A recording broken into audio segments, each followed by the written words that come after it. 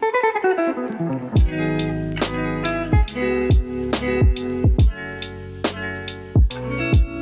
what up, fam? It's Kevin here.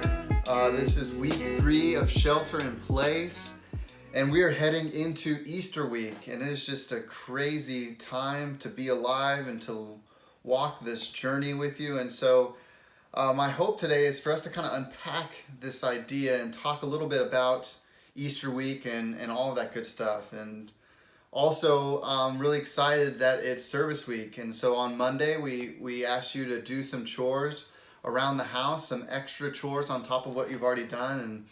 And one of the things that I was doing, one of the things to remind me of, is how much I enjoy mopping. And I know it might sound really strange and weird, but and maybe you're like me too, but I get such satisfaction out of mopping a dirty floor. I can't even tell you. I worked for my Parks and Rec department when I was growing up in high school, and one of my favorite things to do at the end of a party that we would host there is just to mop the floor, because you just see this disgusting, this dirty floor, and within minutes of just placing mop to floor, it looked pristine, it looked brand new, like nobody was there before. And it got me thinking about a lot of things, but I think one of the reasons why I enjoy it and why it brings so much satisfaction to me is I think it reminds me a lot of Jesus and his relationship with us. And so I want to talk about a little bit about Good Friday. And if you don't know about Good Friday is the day that Christians celebrate the death of Jesus. And it might sound weird to say it like that, but really the death of Jesus is the beginning of this amazing journey and gift that God has been giving his people. It's the beginning of ultimate restoration between God's people and himself. And all throughout Scripture we see him trying to work towards him making things right with humanity, because he loves us so much and he wants the best for us. And even though we rebelled and were against him, he wanted to make things right. And so Jesus' death is the beginning of that process, and ultimately in 3 days he's going to defeat sin, Satan, and death when he rises from the grave and is sitting at the right hand of the Father. And that's Sunday, and we'll be talking about that as a church family for Easter, and I hope you join us for that online. But I wanted to share a verse with you that really ties this point home, and it comes from Ephesians chapter 2, and the verse will be on the screen. It goes a little something like this. And you were dead in your trespasses and sins, in which you previously lived according to the ways of this world, according to the ruler of the power of the air, the spirit now working in the disobedient. We too all previously lived among them in our fleshly desires, carrying out the inclinations of our flesh and thoughts, and we were by nature children under the wrath, as the others were also.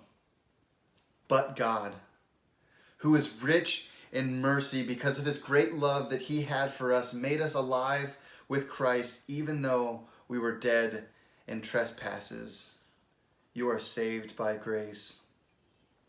And what I love about this passage is in the beginning, in verses 1 through 3, it paints a bleak picture, right? It's talking about humanity in light of the decisions we made to rebel against God and do our own thing. And ultimately, it just shows that we're dirty, that we are unclean, that there are things in our life that we're not proud of, that we previously lived a life that was looking out for ourselves and in all the selfish, wrong ways. But what I don't read in this passage, and what I really want us to focus on today, is it doesn't paint a picture of specific things that people did wrong. And I think oftentimes we get into a place, especially when we talk about Good Friday and sacrifice of Jesus and stuff, we start to blow up our sin and say, well, this is greater than this, and so I'm worse off, and God can't love me because I did this specific thing. If I didn't do that, then it might be a little bit easier. But that's not how God works, right? And Paul in Ephesians 2 here is laying out the idea that we all fallen short, that we are all sinners, that we are all broken and dirty, and we all need cleansing.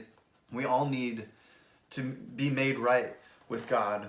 And then the two most important words in Scripture, in my opinion, my favorite two words in Scripture, is this: but God. But God. Even though we were left to ourselves, even though Scripture tells us we were enemies to God, but God, who is rich in mercy, came to our rescue and made himself right with humanity by sending Jesus to die on our behalf.